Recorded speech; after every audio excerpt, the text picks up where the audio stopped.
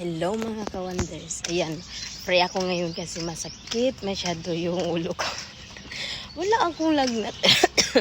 May sipon at saka ubo.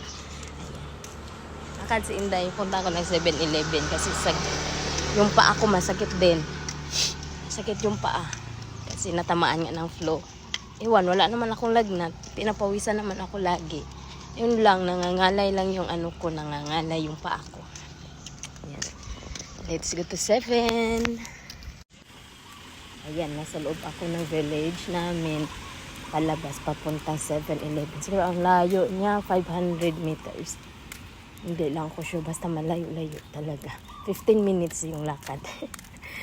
Ayan, sabayan niyo ako. Thank you. Ganyan talaga yung life ko dito. Buhay OFW. Ayan, nagka-umbrella si Inday. Mainit pa rin kahit alas 4 na. Tignan nyo ang outfit ni Inday. Mag-jogging tayo. Naka-leggings. Pang-jogging. Na-jogging tayo.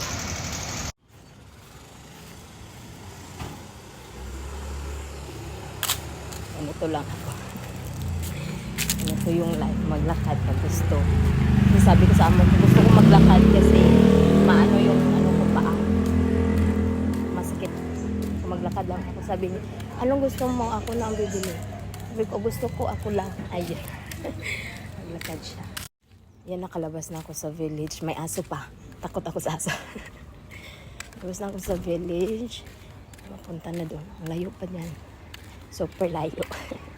Pero at least maka-exercise ko, mag-flow yung ano, pawis. Hindi masyadong nakamukmuk sa loob ng bahay. Ang ganda ng ano, bougainvillea.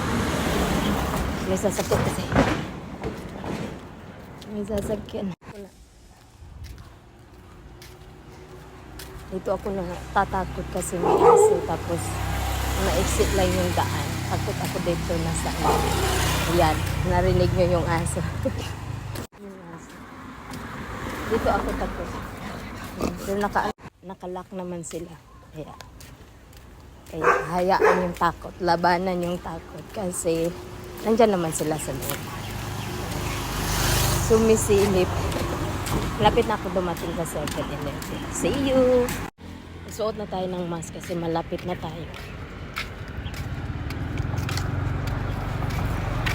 Lapit na. Mask tayo kasi bawal papasok. Pero actually, hindi naman sila nagmamask dito. Nasasakit.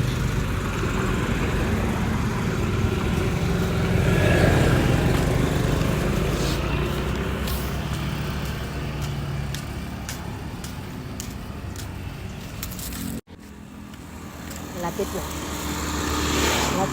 Malapit na dumating.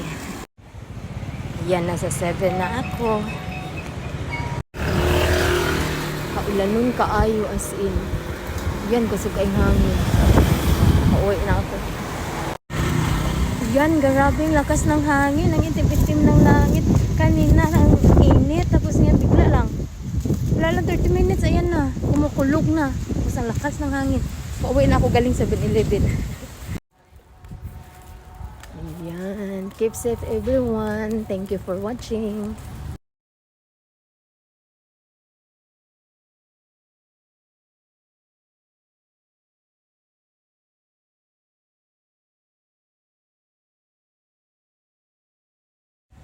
Before ako umalis kanina, iwasin ko muna. Tapos pag balik ko, wala na. Tapos na siya. So, lagay natin sa dryer. Ayan. Dryer natin kasi alakas ng hangin. Parang uulan na. Akala ko uulan. Akala ko mabasa ako sa ulan. Umalis ako punta ng 7-Eleven. Thank you for watching. God bless.